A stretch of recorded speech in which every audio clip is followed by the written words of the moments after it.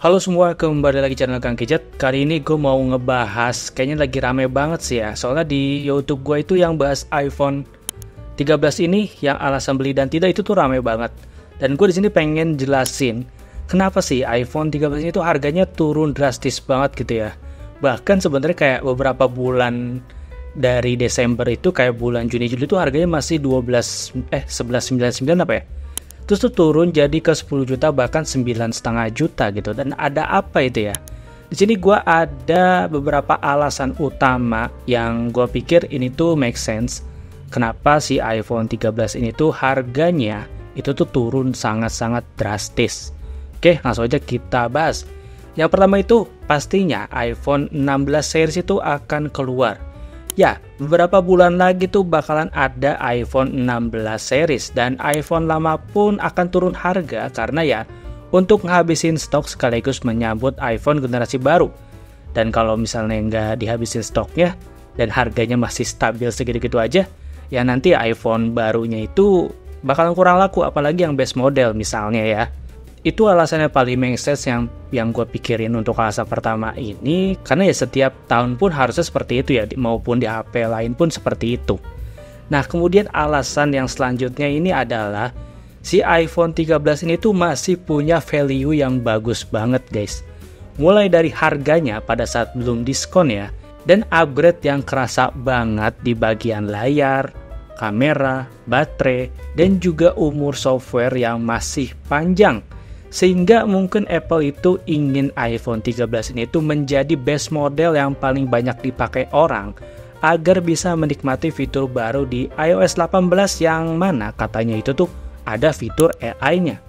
Ya karena hardware-nya juga masih bagus ya, chipset A15 Bionic itu masih bagus banget dan harusnya juga masih bagus dan masih kuat kalau dikasih fitur AI ini. Karena gue yakin fitur AI ini butuh daya yang processing yang lebih cepat gitu ya. Jadi ya butuh chipset yang bagus juga. Apalagi setelah harganya di diskon, harganya tuh makin menjadi worth it dan value yang dikasih tuh makin bagus banget gitu untuk menjadi base model yang terbanyak yang dipakai orang-orang di tahun ini. Terus yang ketiga adalah isu green screen. Ya, ini juga menjadi alasan mengapa si iPhone 13 series ini termasuk yang base model ini juga turun. Dan memang tidak bisa dipungkiri sih, isu green screen ini tuh isu yang paling banyak ditanyain di setiap video iPhone 13 yang gue bikin.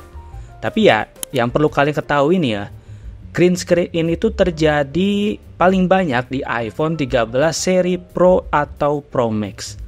Jarang banget ada di iPhone 13 base model, meskipun bukan berarti nggak ada ya. Tapi ya karena iPhone 13 base model ini juga masih masuk ke jajaran iPhone 13 series, jadinya pun orang pun masih ragu gitu untuk beli ini karena masih masuk iPhone 13 gitu. Walaupun memang sedikit banget kasusnya di iPhone 13 base model ini. Dan menurut gua untuk batch yang beredar sekarang itu adalah batch yang baru coy. Jadi tuh dia tuh udah nggak pakai layar dari BOL lagi.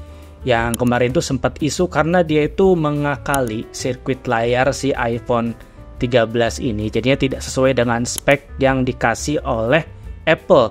Jadinya error tuh karena tidak sesuai dengan spesifikasi yang Apple minta gitu, jadi diakalin gitulah.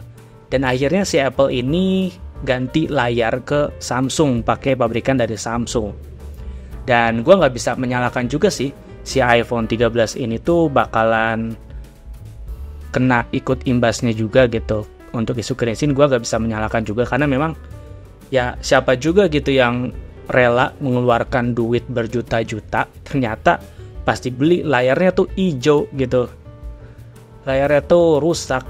Tapi ya memang sih ini juga sebenarnya nih ya, layar AMOLED itu memang green screen itu menjadi hal yang apa ya, isu yang paling banyak gitu dimanapun, di merek apapun sih.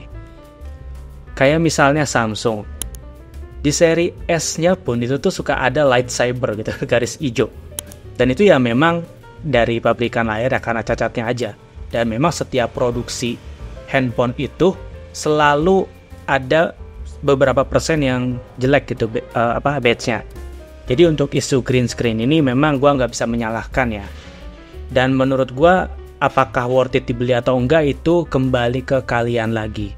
Apakah kalian cukup percaya dengan Apple ini, dia udah pakai layar baru dan juga mungkin bakal terhindar dari isu green screen, atau ya kalian berpikir mending nanti aja gitu, mending iPhone 14 aja gitu, karena speknya juga nggak beda jauh dengan ini dan juga dapat yang lebih baru. Dan itu kembali lagi ke masing-masing kalian ya. Tapi buat gue pribadi ini tuh harganya udah worth it banget. Apalagi kemarin ada yang bilang dapat 9,5 juta gitu. Buset, itu murah banget coy untuk ukuran iPhone ya. Walaupun memang ini tuh umurnya udah 2 tahunnya dari 2021, tapi tetap coy itu tuh masih sangat-sangat valuable banget. Karena yang tadi gue bilang, itu tuh value-nya masih gede banget di bagian layar, baterai, dan juga software-nya, kan juga kameranya. Itu tuh upgrade yang paling gede dari iPhone base model, dari 12 ke 13 itu cukup kerasa gitu upgrade-nya.